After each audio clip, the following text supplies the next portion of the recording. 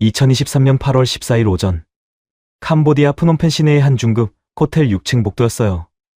청소 직원이 614호 문 앞에서 멈춰섰죠. 이틀째 방해 금지 표시가 걸려 있었습니다. 마스터키로 문을 열었을 때 그녀는 비명을 질렀어요. 침대 옆 바닥에 한국인 여성 한 명이 쓰러져 있었던 겁니다. 그런데 이상한 건 침대가 누가 한 번도 눕지 않은 것처럼 완벽하게 정돈돼 있었다는 겁니다.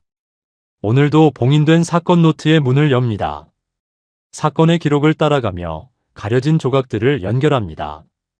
그날 무슨 일이 있었는지, 기록이 말하지 못한 진실을 지금부터 함께 확인하시죠. 구독과 좋아요, 알림 설정은 이 기록을 이어가는 힘이 됩니다. 사망자는 만 22세 여대생이었어요.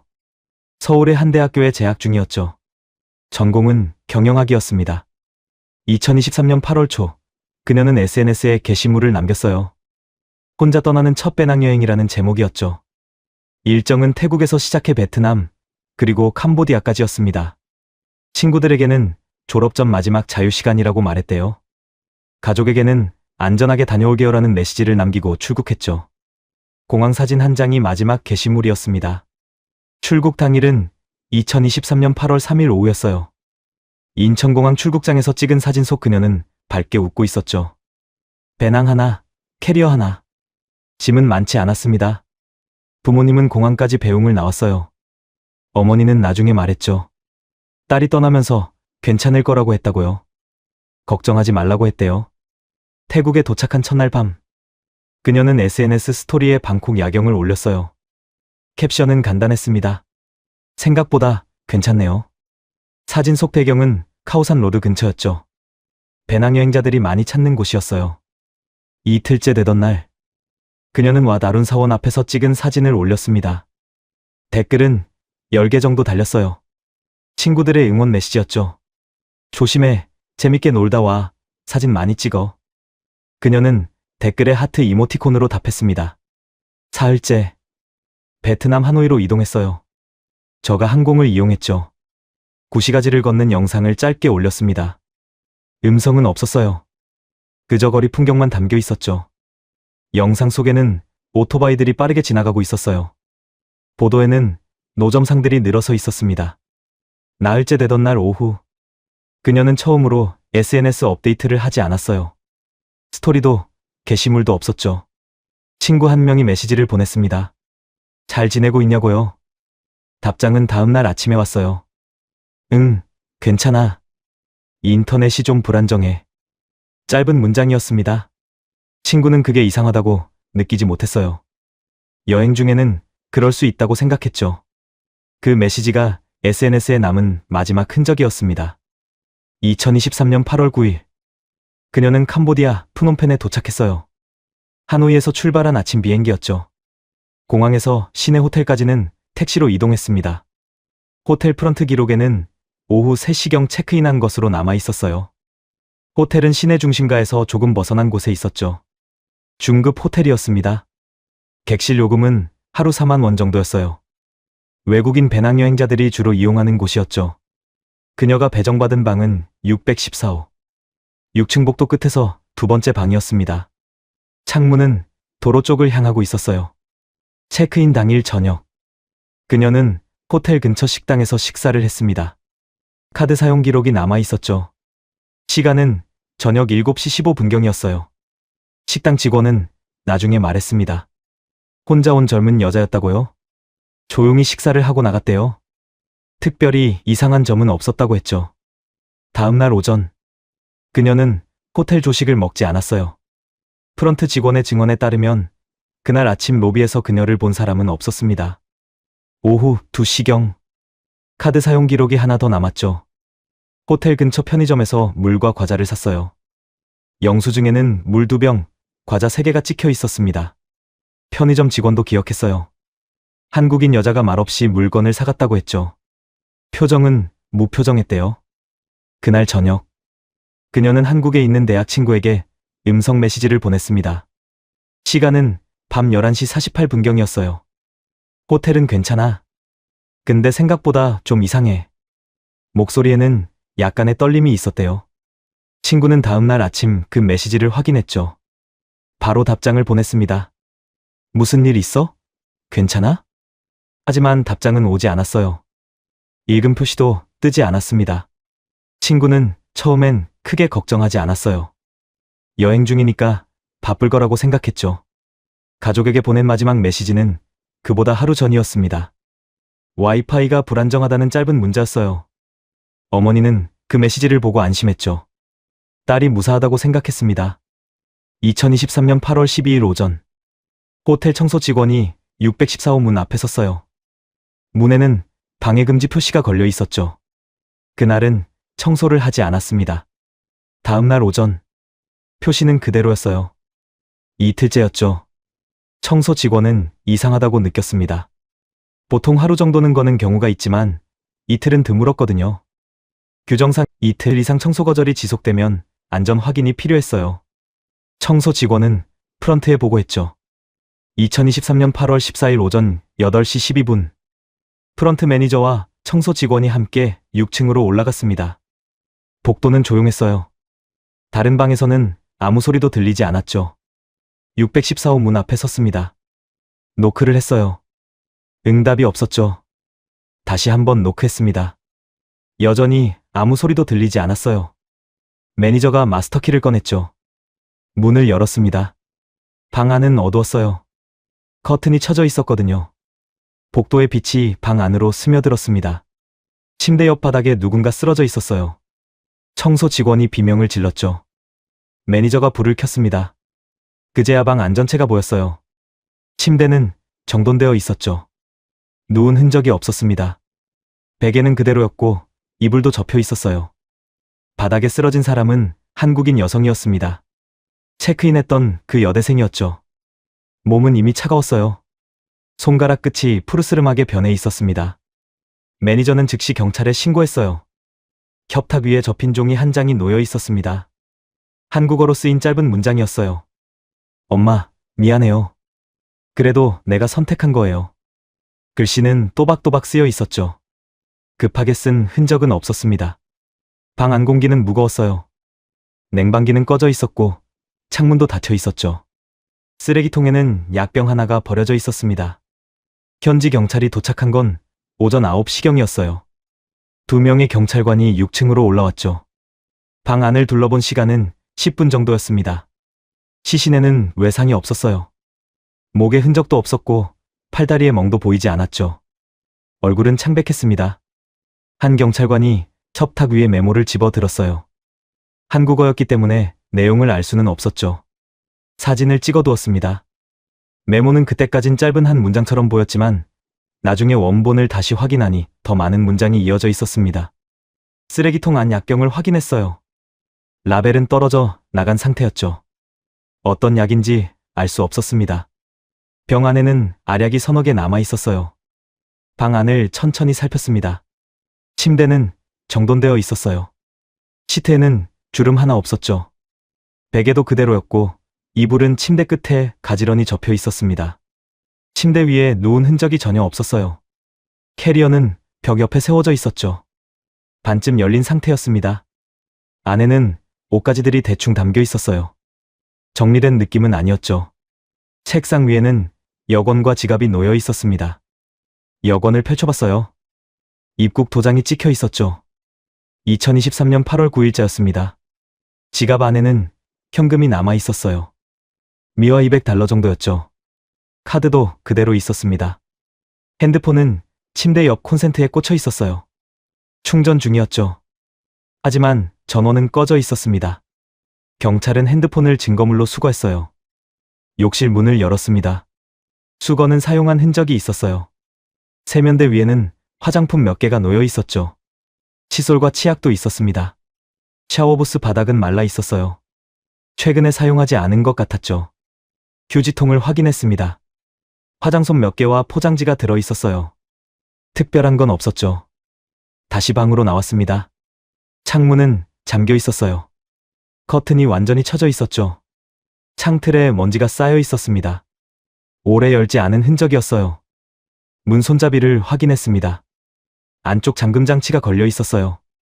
체인도 걸려 있었죠. 외부에서 누군가 들어올 수 없는 상태였습니다. 경찰은 간단히 기록을 남기고 시신을 옮겼어요. 부검이 필요하다고 판단했죠. 호텔 매니저에게 CCTV 확인을 요청했습니다. 오전 11시경 프런트 사무실에서 CCTV 영상을 확인했어요.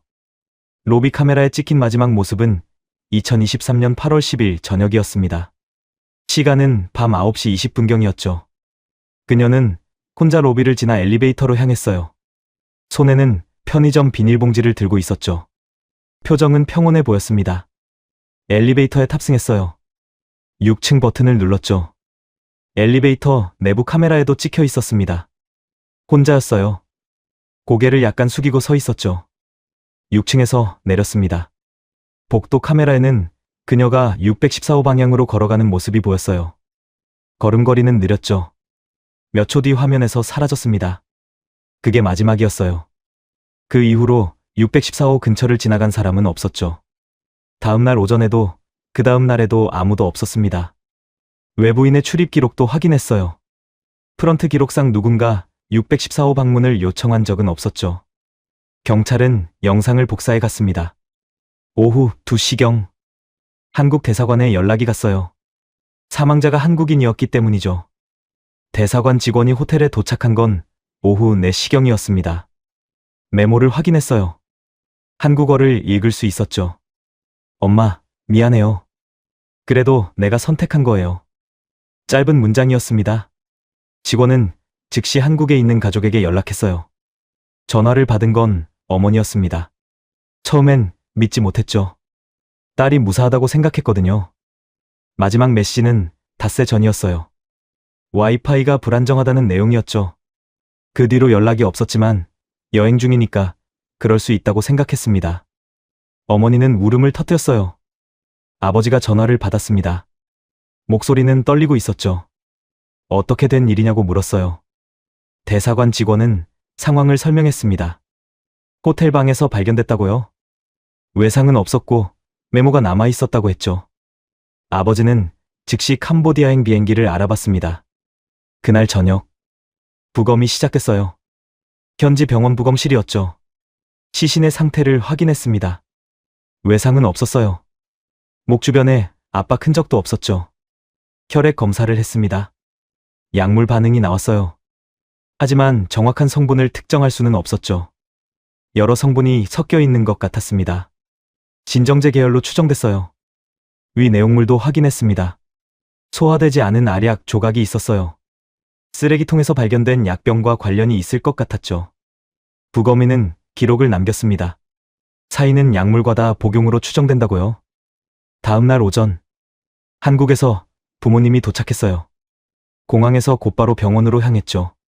영안실에서 딸을 확인했습니다. 어머니는 그 자리에서 주저앉았어요. 아버지는 경찰에게 물었습니다. 정확히 무슨 일이 있었냐고요? 경찰은 현재까지 파악된 내용을 설명했어요. 방 안에서 혼자 발견됐고 외부 침입 흔적은 없다고 했죠. 메모가 있었다고 말했습니다. 아버지는 메모를 보여달라고 했어요. 사진으로 찍은 메모를 확인했습니다. 딸의 필체가 맞았어요. 엄마, 미안해요. 그래도 내가 선택한 거예요. 어머니는 고개를 저었습니다. 이해할 수 없다고 했죠. 딸은 여행을 기대하고 있었어요. 출국 전날까지 밝았다고 했습니다. 귀국 후 계획도 세워뒀다고 했죠. 아르바이트 일정도 잡아놨어요. 친구들과의 약속도 있었습니다. 선택이라는 표현이 이해되지 않았어요. 경찰은 조사를 계속하겠다고 했습니다. 부모님은 호텔로 갔어요. 614호를 확인하고 싶다고 했죠. 방은 이미 정리된 상태였습니다. 침대 시트는 교체됐고 바닥도 닦여 있었어요. 딸의 집만 남아 있었습니다. 캐리어를 열었어요. 옷가지들이 대충 담겨 있었죠. 깔끔하게 정리하는 성격이었는데 이상했습니다. 배낭도 확인했어요. 노트 한 권이 들어 있었죠. 펼쳐봤습니다. 여행 일정이 적혀 있었어요. 태국, 베트남, 캄보디아. 날짜별로 계획이 세워져 있었습니다. 마지막 페이지 한 장이 찢어져 있었어요. 메모로 사용한 것 같았죠. 어머니는 그 노트를 가슴에 안았습니다. 2023년 8월 15일 오전. 부모님은 현지 경찰서를 다시 찾았어요. 더 자세한 조사를 요청하기 위해서였죠. 경찰은 부검 결과를 설명했습니다. 사인은 약물과다 복용으로 결론 났다고 했어요. 혈액에서 진정제 성분이 검출됐다고 했죠. 아버지가 물었습니다. 어떤 약이냐고요? 경찰은 정확한 성분은 특정하기 어렵다고 답했어요. 여러 물질이 섞여 있었다고 했죠. 현지에서 구할 수 있는 수면제나 진정제로 추정된다고 했습니다. 어머니는 고개를 저었어요. 딸은 약을 먹지 않는 아이였다고 했죠. 두통약도 잘 안 먹었다고 했습니다. 경찰은 여행 중 스트레스나 불면증으로 구입했을 가능성이 있다고 말했어요. 하지만 약 구입 기록은 확인되지 않았습니다. 호텔 근처 약국들을 조사했지만 그녀가 방문한 흔적은 없었어요. 카드 사용 내역에도 약국 결제는 없었죠. 그럼 어디서 구한 거냐고 물었습니다. 경찰은 명확한 답을 주지 못했어요. 아버지는 다시 614호 발견 당시 상황을 물었습니다. 정확히 어떤 상태였는지 알고 싶다고 했죠. 경찰은 기록을 꺼내 설명했어요. 시신은 침대 옆 바닥에 쓰러져 있었다고 했습니다. 엎드린 자세였어요. 오른쪽 팔은 몸 아래 깔려 있었고 왼쪽 팔은 옆으로 뻗어 있었죠. 얼굴은 바닥을 향하고 있었습니다. 침대와 시신 사이 거리는 약 30cm 정도였어요. 침대에서 떨어진 것처럼 보이지는 않았죠. 바닥에 앉아 있다가 그대로 쓰러진 것 같았습니다. 문은 안쪽에서 잠겨 있었어요. 손잡이 잠금 장치뿐 아니라 체인까지 걸려 있었죠. 창문도 잠겨 있었습니다. 커튼이 완전히 닫혀 있었어요. 창틀에는 먼지가 쌓여 있었죠. 방 안 온도는 높았다고 했습니다. 냉방기가 꺼져 있었거든요. 창문도 닫혀 있어서 공기가 정체돼 있었어요. 시신의 부패 정도로 봐서 사망 시점은 이틀 전쯤으로 추정됐습니다. 2023년 8월 12일경이었죠. 침대 상태를 다시 물었어요. 침대는 전혀 사용하지 않은 것처럼 정돈돼 있었다고 했습니다. 시트에 주름이 없었어요. 베개도 그대로였고 이불은 침대 끝에 접혀 있었죠. 누운 흔적이 전혀 없었습니다. 그럼 딸은 침대에 눕지도 않았다는 거냐고 물었어요. 경찰은 그렇게 보인다고 답했습니다. 협탁 위 메모에 대해 다시 물었죠. 메모는 A사 용지 절반 크기로 찢어진 종이였어요. 노트에서 뜯어낸 것 같았습니다. 접혀 있었죠. 글씨는 또박또박 쓰여 있었어요. 펜 자국이 선명했습니다.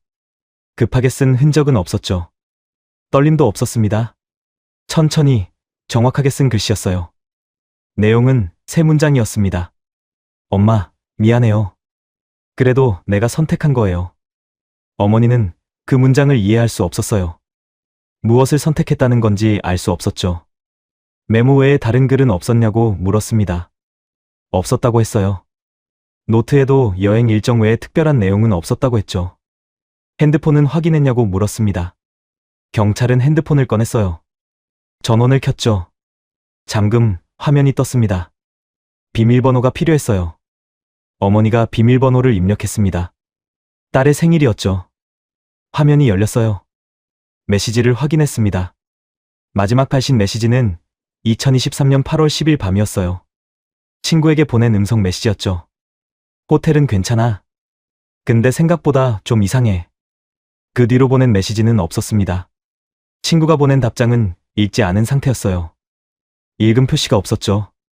통화 기록도 확인했습니다. 마지막 통화는 출국 전날이었어요. 어머니와 통화한 기록이었죠. 캄보디아에 온 뒤로는 통화 기록이 없었습니다. SNS를 열었어요. 마지막 게시물은 베트남 하노이에서 올린 영상이었습니다. 2023년 8월 6일자였죠. 그 뒤로는 아무것도 올리지 않았어요. 사진 폴더를 확인했습니다. 캄보디아에서 찍은 사진이 몇 장 있었어요. 공항 도착 사진, 호텔 복도 사진, 방 안에서 찍은 창밖 풍경. 마지막 사진은 2023년 8월 10일 오후에 찍혔어요. 호텔방 침대를 찍은 사진이었죠. 침대는 정돈돼 있었습니다. 아무도 사용하지 않은 것처럼요. 사진을 찍은 이유를 알 수 없었어요. 검색 기록도 확인했습니다. 2023년 8월 9일 밤, 수면제, 진정제, 약국이라는 단어를 검색한 흔적이 있었어요. 현지 약국 위치를 찾아본 것 같았죠. 하지만 실제로 약국을 방문했는지는 확인되지 않았습니다. 경찰은 이 검색 기록이 중요하다고 봤어요. 스스로 약을 구하려 했다는 증거라고 판단했죠. 아버지는 다시 쓰레기통의 약병에 대해 물었습니다. 약병은 투명한 플라스틱 용기였어요. 라벨이 떨어져 나간 상태였죠. 어떤 약인지 특정할 수 없었습니다. 병 안에는 흰색 알약이 서너 개 남아 있었어요. 크기는 작았습니다. 그 알약을 분석했냐고 물었어요. 경찰은 분석을 의뢰했다고 답했습니다. 하지만 결과가 나오려면 시간이 걸린다고 했죠. 현재로선 정확히 어떤 성분인지 알 수 없다고 했어요. 방 안에 다른 물건은 없었냐고 물었습니다.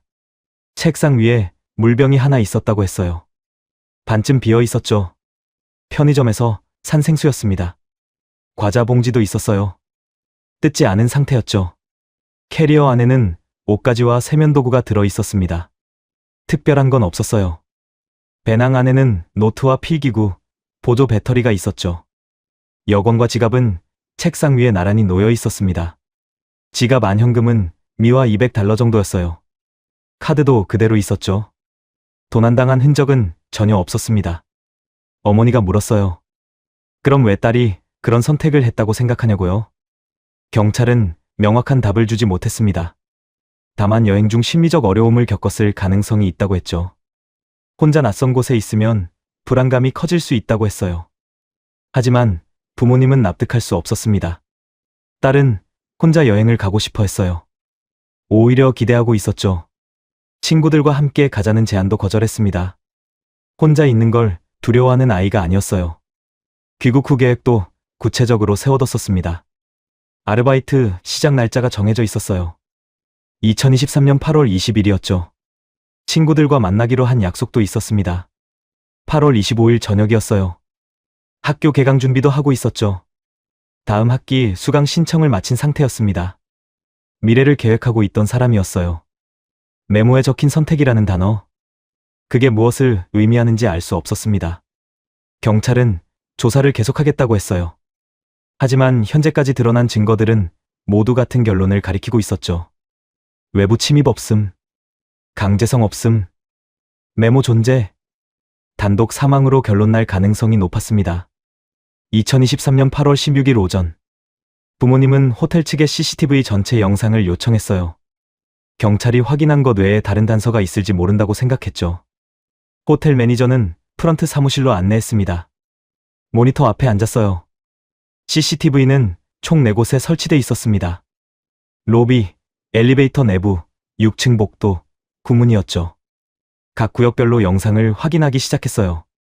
먼저 체크인 당일인 2023년 8월 9일 오후부터 봤습니다. 오후 3시 5분경 그녀가 로비로 들어왔어요. 캐리어 하나, 배낭 하나를 들고 있었죠. 표정은 평온했습니다.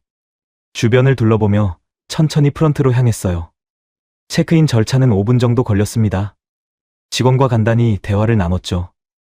여권을 건넸고 서류에 서명했어요. 키카드를 받았습니다. 엘리베이터로 향했어요. 혼자였죠. 엘리베이터 내부 영상. 6층 버튼을 눌렀습니다. 거울을 보지 않았어요. 그저 바닥을 내려다보고 있었죠. 6층에 도착했어요. 문이 열렸고 복도로 나왔습니다. 복도 카메라에 그녀의 모습이 잡혔어요. 오른쪽으로 걸어갔죠. 614호는 복도 끝 방향이었습니다. 몇 초 뒤 화면에서 사라졌어요. 그날 저녁 7시경 다시 로비에 나타났습니다. 배낭만 메고 있었어요. 호텔 밖으로 나갔죠. 8시 10분경 다시 돌아왔습니다. 손에는 아무것도 들고 있지 않았어요. 엘리베이터에 탔죠. 6층으로 올라갔습니다. 그날은 그게 마지막이었어요. 다음 날인 2023년 8월 10일 오전에는 로비에 나타나지 않았습니다. 오후 2시경 엘리베이터에서 내려오는 모습이 찍혔어요. 로비를 지나 밖으로 나갔죠. 10분 뒤 다시 돌아왔습니다. 편의점 비닐봉지를 들고 있었어요. 엘리베이터에 탔습니다. 6층 버튼을 눌렀죠.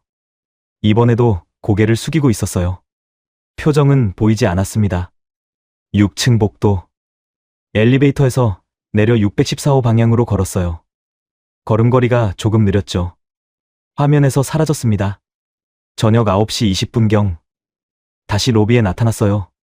이번에도 편의점 비닐봉지를 들고 있었습니다. 아까보다 봉지가 더 컸죠. 로비를 지나 엘리베이터로 향했어요. 엘리베이터 내부 영상. 그녀는 구석에 서 있었습니다. 봉지를 가슴에 안고 있었어요. 고개를 숙인 채 움직이지 않았죠. 6층에 도착했습니다. 문이 열렸어요. 복도로 나갔죠. 천천히 614호 방향으로 걸었습니다. 이번에는 걸음이 더 느렸어요. 중간에 한번 멈춰섰죠. 몇 초간 그 자리에 서 있었습니다. 다시 걷기 시작했어요. 화면에서 사라졌죠. 이게 마지막이었습니다. 아버지가 물었어요. 그 이후론 한 번도 안 나왔냐고요? 매니저가 답했습니다. 네. 이후로는 6층 복도에도, 엘리베이터에도, 로비에도 나타나지 않았다고요. 2023년 8월 11일. 6층 복도 영상을 확인했어요. 오전 10시경. 청소 직원이 복도를 지나갔습니다. 614호 문 앞에서 잠깐 멈춰섰어요. 문에 걸린 방해 금지 표시를 확인했죠. 그리고 지나갔습니다. 그날 하루 종일 614호 근처를 지나간 사람은 청소 직원뿐이었어요. 2023년 8월 12일. 같은 시각. 청소 직원이 다시 지나갔습니다. 614호 문 앞에서 멈춰섰어요. 방해 금지 표시가 여전히 걸려 있었죠. 직원은 고개를 갸웃했습니다. 이틀째였거든요. 하지만 그냥 지나갔어요. 2023년 8월 13일 오전. 청소 직원이 프런트로 향하는 모습이 찍혔습니다. 뭔가 보고하는 것 같았어요. 오후에 매니저가 6층으로 올라갔죠. 614호 문 앞에 섰습니다. 노크를 했어요. 응답이 없었죠. 다시 내려갔습니다. 2023년 8월 14일 오전 8시경. 매니저와 청소 직원이 함께 6층으로 올라갔어요. 614호 문 앞에 섰습니다. 노크를 했죠.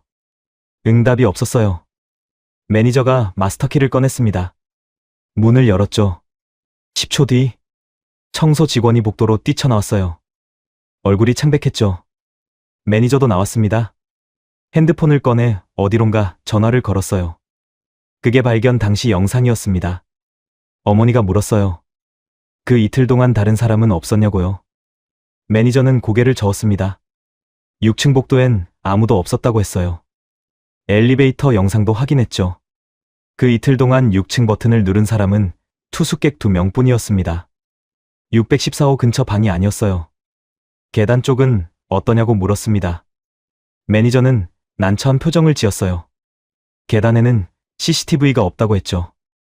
아버지의 표정이 굳었습니다. 그럼 계단으로 올라온 사람이 있을 수도 있지 않냐고 물었어요. 가능성은 있다고 했습니다. 하지만 6층 복도 영상에는 아무도 찍히지 않았다고 했죠. 614호는 계단에서 가까운 쪽이 아니었어요. 엘리베이터 쪽이었죠.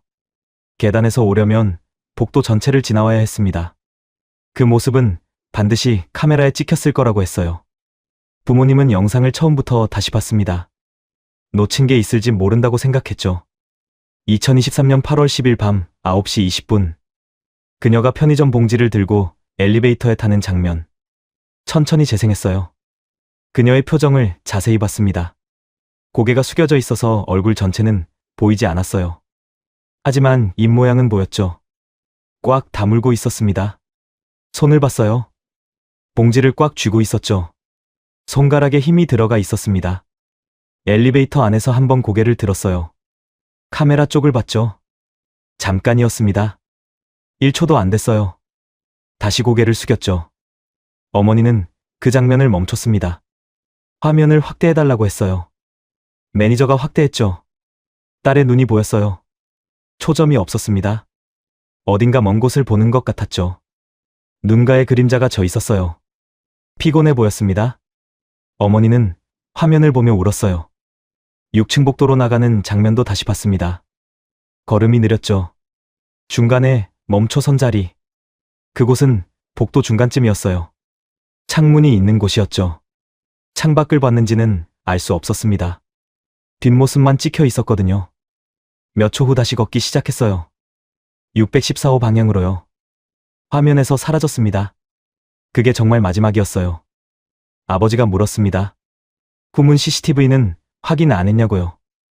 매니저가 후문 영상을 틀었어요. 2023년 8월 9일부터 14일까지. 후문으로 출입한 사람은 많지 않았습니다. 대부분 직원들이었죠. 그녀의 모습은 없었어요. 부모님은 모든 영상을 복사해달라고 했습니다. 한국으로 가져가고 싶다고 했죠. 매니저는 동의했어요. 영상을 USB에 담았습니다. 아버지는 그 USB를 가방에 넣었어요. 뭔가 놓친 게 있을 거라고 생각했죠. 2023년 8월 17일 오전. 부모님은 경찰서에서 메모 원본을 다시 확인하고 싶다고 요청했어요. 증거물로 보관 중이었죠. 경찰관이 투명 봉투에 담긴 메모를 꺼냈습니다.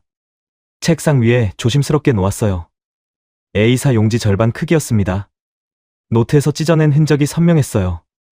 윗부분이 울퉁불퉁했죠. 종이는 한 번 접혀 있었습니다. 반으로 접은 상태였어요. 펼친 상태로 봉투에 보관돼 있었죠. 글씨를 자세히 봤습니다. 검은색 볼펜이었어요. 필압이 일정했죠. 떨림은 없었습니다. 또박또박 쓴 글씨였어요. 급하게 쓴 흔적이 전혀 보이지 않았습니다. 첫 번째 줄. 엄마, 미안해요. 그래도 내가 선택한 거예요.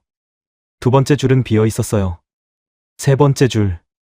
무섭지만 도망칠 수는 없어요. 네 번째 줄도 비어 있었죠. 다섯 번째 줄.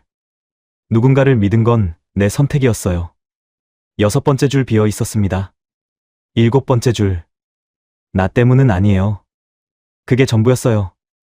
어머니는 종이를 들여다봤습니다. 딸의 필체가 맞았어요. 평소에 쓰던 글씨체와 똑같았죠. 하지만 문장들은 이해할 수 없었습니다. 무엇을 선택했다는 건지, 무엇이 무서웠는지, 누구를 믿었는지, 무엇으로부터 도망칠 수 없었는지, 무엇이 자신 때문이 아니라는 건지, 아무것도 구체적이지 않았어요. 아버지가 물었습니다. 이 메모 외에 다른 글은 정말 없었냐고요? 경찰은 고개를 저었어요. 방 안에서 발견된 건 이것뿐이라고 했죠. 노트는 어떻게 됐냐고 물었습니다. 경찰이 노트를 꺼냈어요. 역시 투명 봉투에 담겨 있었죠. 작은 수첩 형태였습니다. 표지는 검은색이었어요.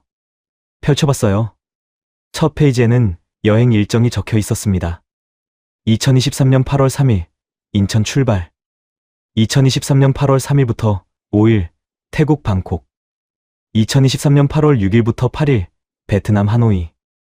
2023년 8월 9일부터 12일, 캄보디아 프놈펜. 2023년 8월 13일, 귀국. 깔끔하게 정리돼 있었어요. 다음 페이지에는 호텔 이름들이 적혀 있었죠. 방콕 숙소, 하노이 숙소, 프놈펜 숙소. 주소도 함께 적혀 있었습니다. 그 다음 페이지. 예산 계산이 적혀 있었어요. 항공권, 숙박비, 식비, 교통비. 꼼꼼하게 정리돼 있었죠. 다음 장부터는 비어 있었습니다. 마지막 페이지만 빼고요. 마지막 페이지 한 장이 찢어져 나가 있었어요. 메모로 사용한 종이였죠. 찢어진 부분 밑장을 봤습니다. 희미하게 눌린 자국이 있었어요. 펜으로 쓸 때 아래 종이에 눌린 흔적이었죠. 자세히 들여다봤어요. 글자 형태가 어렴풋이 보였습니다. 경찰에게 이걸 분석할 수 있냐고 물었어요.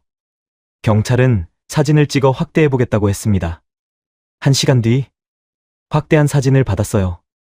눌린 자국이 더 선명하게 보였죠. 하지만 완전히 읽을 수는 없었습니다. 일부 글자만 겨우 알아볼 수 있었어요. 첫 줄에는 엄마라는 글자가 보였습니다. 두 번째 줄은 흐려서 읽을 수 없었어요.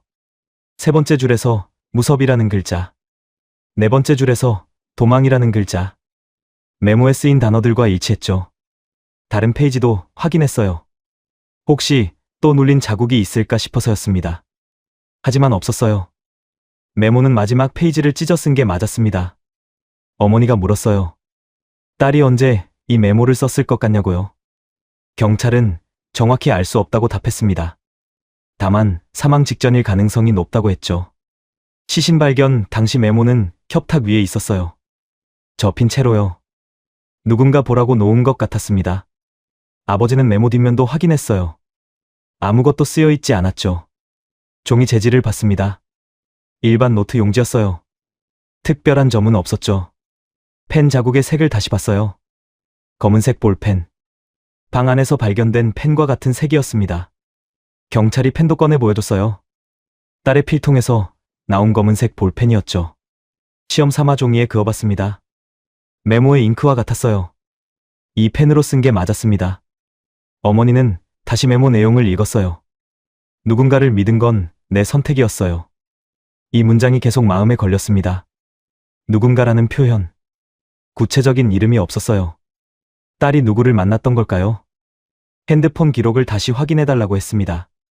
혹시 통화나 메시지에 단서가 있을지 모른다고 생각했죠. 경찰이 핸드폰을 다시 꺼냈어요. 통화 기록을 자세히 봤습니다. 캄보디아에서는 단 한 통도 없었어요.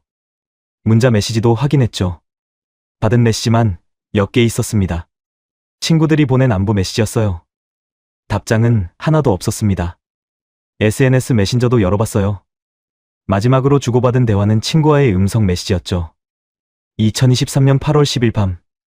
그 이후로는 아무 대화도 없었습니다. 단체 채팅방도 확인했어요. 대학 친구들과의 단톡방이었죠. 8월 11일. 친구 한 명이 메시지를 남겼습니다. 잘 지내고 있냐고요? 읽은 표시가 없었어요. 8월 12일. 또 다른 친구가 물었습니다. 사진 좀 올려달라고요? 역시 읽지 않았습니다. 8월 13일. 친구들이 걱정하기 시작했어요. 왜 연락이 없냐고 물었죠. 읽은 표시는 여전히 없었습니다. 어머니는 고개를 저었어요. 딸이 메시지를 확인하지 않을 리 없다고 했죠. 평소에는 답장이 빨랐다고 했습니다. 몇 시간 안에 답했다고요. 그런데 이틀 넘게 읽지도 않았다는 게 이상했어요. 아버지가 물었습니다. 혹시 다른 앱은 없냐고요? 경찰이 핸드폰을 뒤졌어요. 설치된 앱들을 확인했죠. SNS, 메신저, 지도, 번역기, 카메라. 특별한 건 없었습니다. 검색 기록을 다시 봤어요. 2023년 8월 9일 밤. 수면제, 진정제, 약국 검색. 2023년 8월 10일 오전. 프놈펜 관광지 검색. 오후. 편의점 위치 검색. 저녁. 한국 대사관 위치 검색. 어머니의 눈이 커졌습니다. 대사관을 왜 검색했냐고 물었어요. 경찰도 그 부분을 주목했다고 했습니다. 무슨 일이 있었던 건지 의심스러웠다고 했죠. 하지만 대사관에 연락한 기록은 없었어요. 방문한 적도 없었습니다. 그냥 검색만 하고 말았던 거죠. 왜 검색했을까요? 도움이 필요했던 걸까요? 아버지는 브라우저 방문 기록도 확인했어요. 검색 기록 외에는 없었습니다. 특정 사이트를 방문한 흔적도 없었죠. 삭제된 기록이 있는지 확인할 수 있냐고 물었어요. 경찰은 전문가에게 의뢰하겠다고 했습니다. 하지만 시간이 걸린다고 했죠. 부모님은 메모를 다시 봤습니다. 나 때문은 아니에요. 이 문장도 이해할 수 없었어요. 무엇이 딸 때문이 아니라는 걸까요? 혹시 누군가를 탓하는 내용인가요? 아니면 자신을 변명하는 건가요? 알 수 없었습니다. 경찰에게 물었어요. 이 메모를 어떻게 해석하냐고요? 경찰은 조심스럽게 답했습니다. 심리적 압박을 받았을 가능성이 있다고 했죠.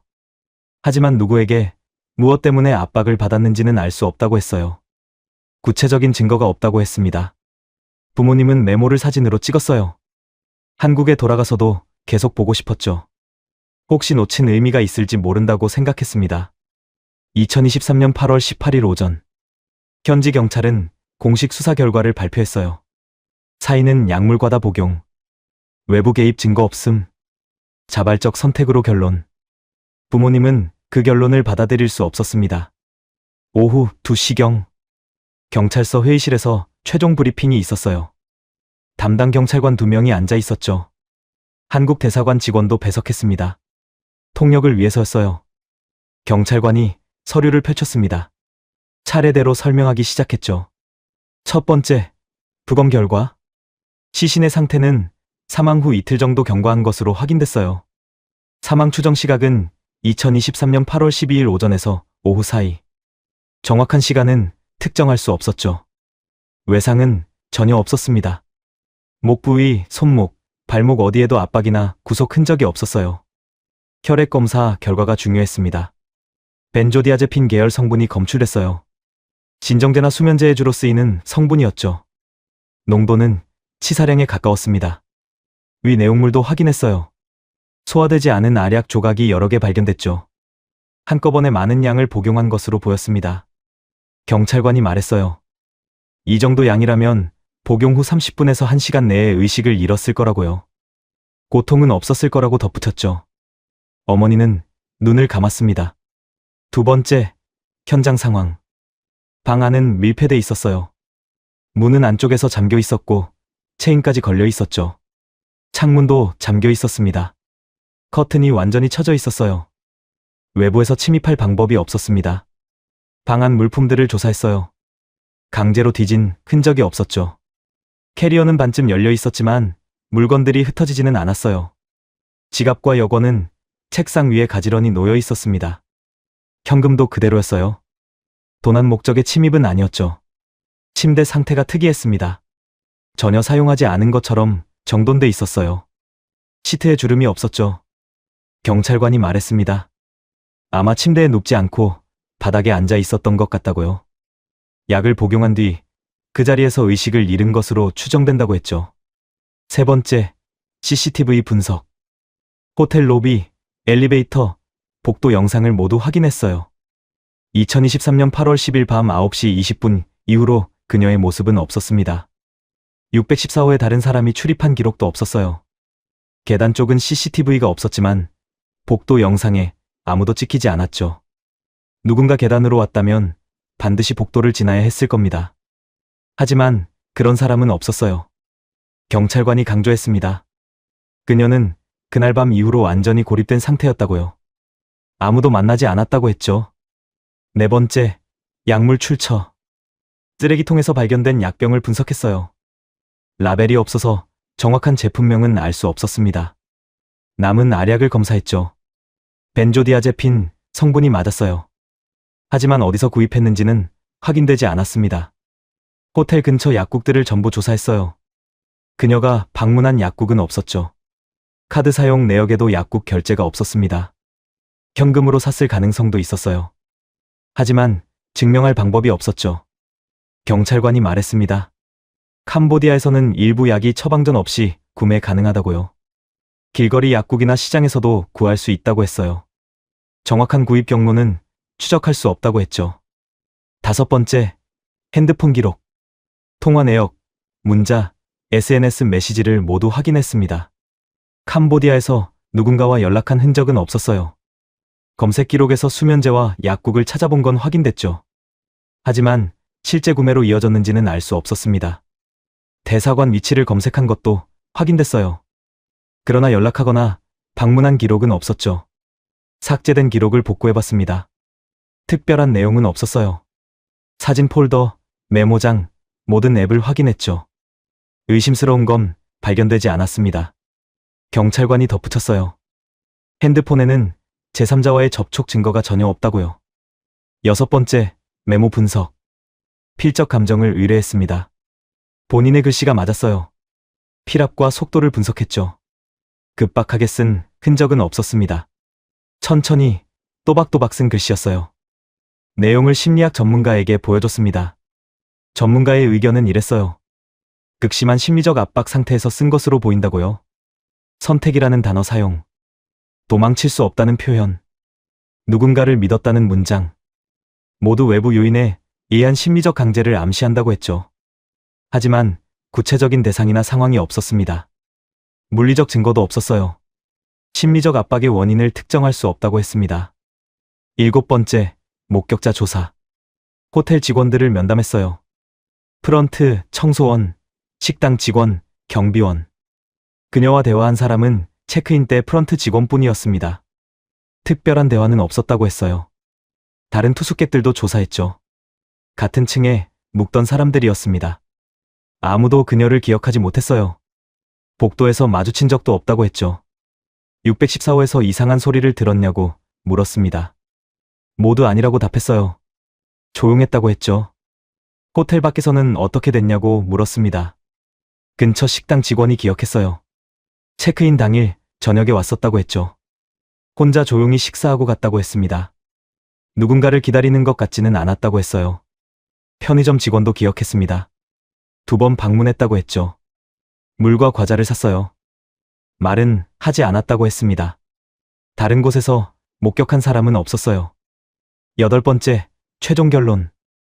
경찰관이 서류를 덮었습니다. 현재까지 확인된 증거들을 종합하면 이렇다고 했어요. 외부 침입 없음. 제3자 접촉 증거 없음. 강제성 증거 없음. 본인이 작성한 메모 존재. 자발적 약물 복용 흔적. 공식 결론은 단독 사망. 사건으로 처리하지 않는다고 했죠. 아버지가 일어섰습니다. 메모에 적힌 내용은 어떻게 설명할 거냐고 물었어요. 누군가를 믿었다는 표현, 도망칠 수 없다는 문장.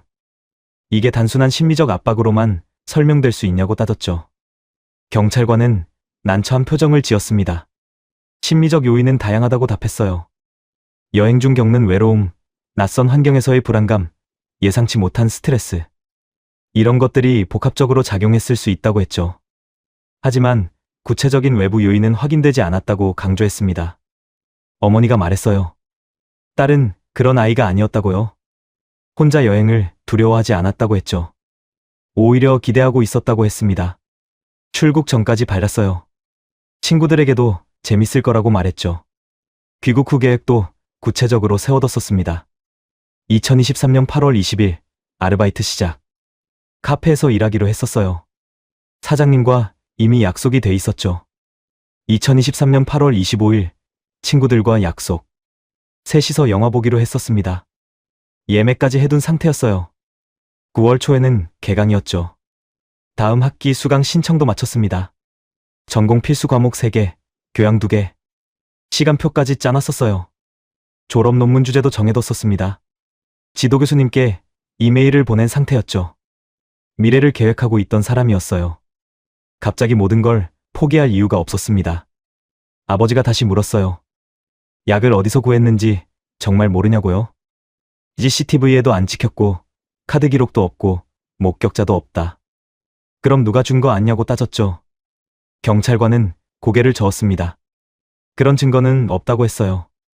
본인이 직접 구입했을 가능성이 높다고 했죠. 현지에서는 약 구입이 어렵지 않다고 다시 강조했습니다. 아버지는 주먹을 쥐었어요.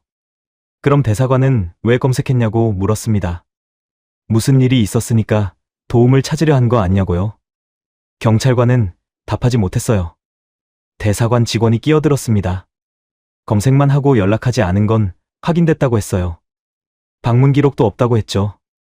왜 검색했는지는 알 수 없다고 했습니다. 어머니가 핸드폰 기록을 다시 확인하고 싶다고 했어요. 경찰이 핸드폰을 건넸습니다. 검색 기록을 다시 봤어요. 2023년 8월 10일 저녁 7시 40분경 한국 대사관 프놈펜이라고 검색했죠. 주소와 전화번호가 나왔을 겁니다.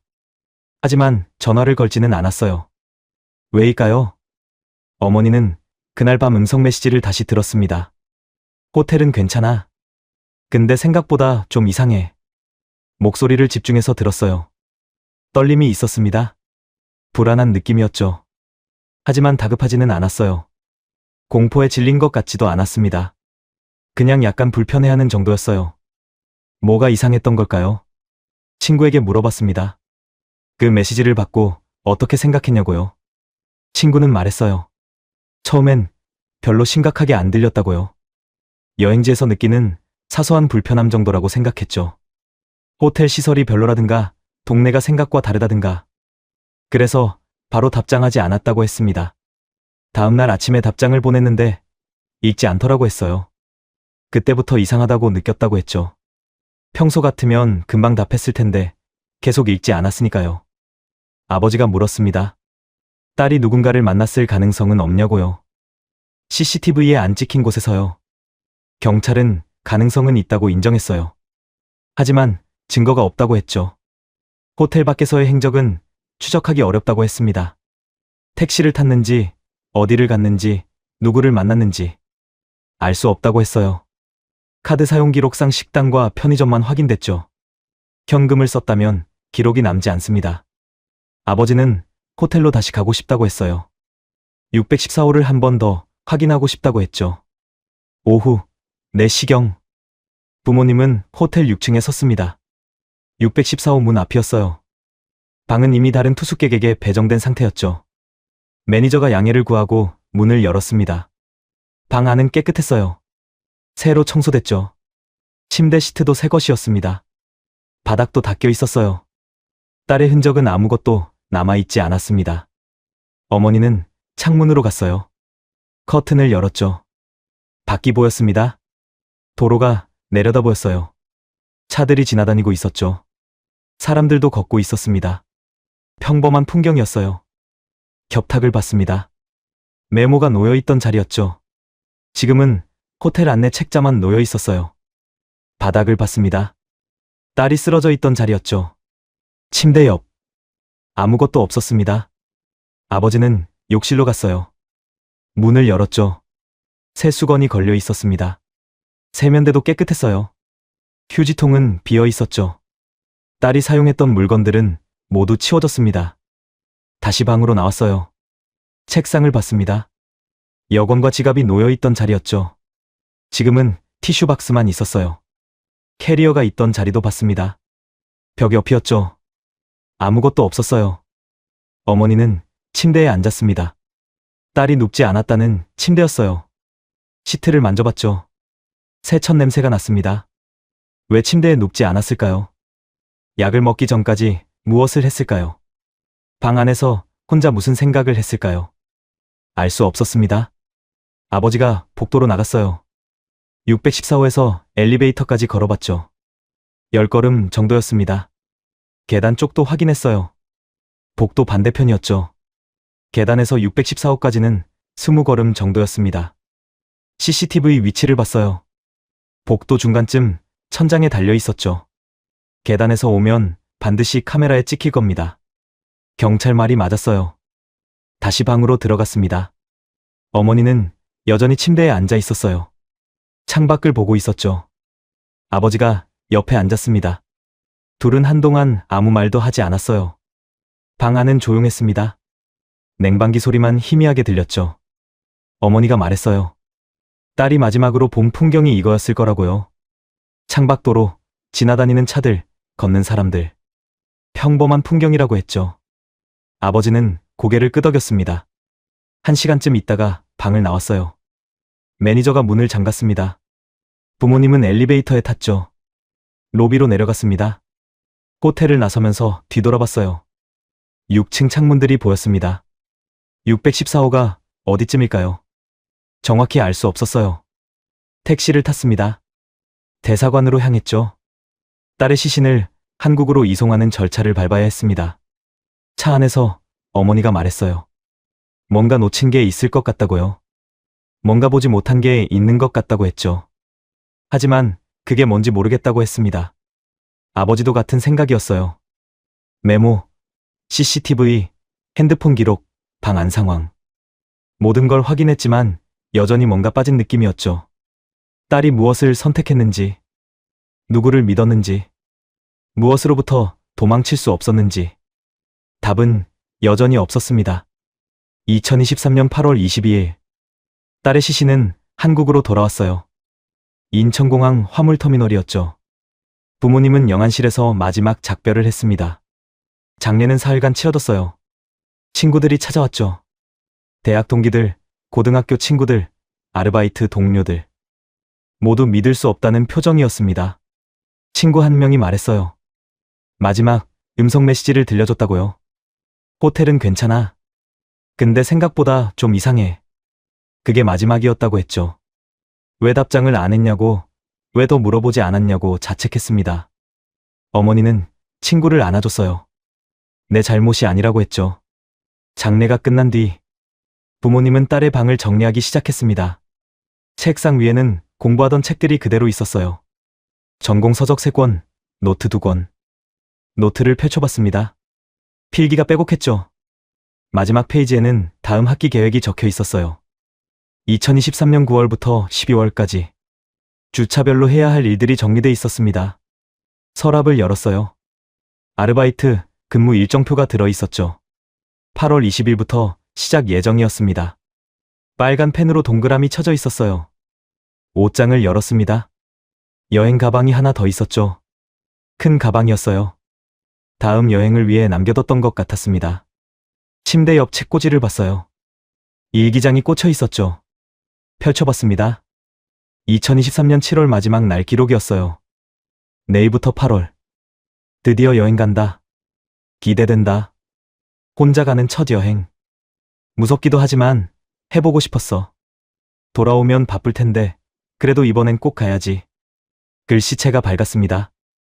느낌표도 여러 개 있었어요. 기대하고 있었던 게 맞았죠. 어머니는 일기장을 덮었습니다. 책상 서랍을 더 디뎠어요. 편지 몇 통이 나왔죠. 친구들이 생일 때 써준 편지들이었습니다. 소중히 보관하고 있었어요. 사진첩도 있었습니다. 어렸을 때부터 최근까지의 사진들이었죠. 가족 사진, 친구들과의 사진, 여행 사진. 마지막 페이지는 비어 있었어요. 이번 여행 사진을 붙이려고 했던 것 같았습니다. 아버지는 캄보디아에서 가져온 짐을 꺼냈어요. 캐리어를 열었습니다. 옷가지들이 대충 담겨 있었죠. 하나씩 꺼내봤어요. 입었던 옷, 입지 않은 옷. 세탁이 필요한 옷들은 따로 모았습니다. 배낭도 열었어요. 노트, 펜, 보조 배터리. 노트는 경찰이 확인했던 그 노트였죠. 여행 일정이 적혀 있던 노트. 마지막 페이지가 찢어져 있었습니다. 메모로 사용했던 종이였어요. 찢어진 부분 윗장을 다시 봤습니다. 희미한 눌린 자국이 있었죠. 경찰이 확대해준 사진을 꺼냈어요. 엄마, 무섭, 도망.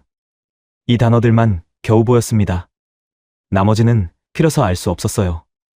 아버지는 노트를 책상 위에 놓았습니다. 딸의 핸드폰도 꺼냈어요. 경찰이 돌려준 핸드폰이었죠. 전원을 켰습니다. 잠금 화면이 떴어요. 배경사진은 가족사진이었습니다. 작년 크리스마스에 찍은 사진이었죠. 비밀번호를 입력했어요. 홈 화면이 열렸습니다. SNS 앱을 열었어요. 마지막 게시물은 베트남 하노이 영상이었죠. 댓글들을 봤습니다. 친구들이 남긴 응원 메시지들이었어요. 조심해, 재밌게 놀다 와, 사진 많이 찍어. 딸은 하트로 답했었습니다. 그게 마지막 반응이었어요. 사진 폴더를 열었습니다. 캄보디아에서 찍은 사진들을 다시 봤어요. 공항 도착 사진. 시간은 2023년 8월 9일 오후 2시 30분경이었죠. 호텔 복도 사진. 체크인 직후에 찍은 것 같았어요. 방 안창밖 풍경. 도로가 보이는 사진이었죠. 마지막 사진은 침대 사진이었습니다. 2023년 8월 10일 오후 4시 20분경. 침대는 깨끗하게 정돈돼 있었어요.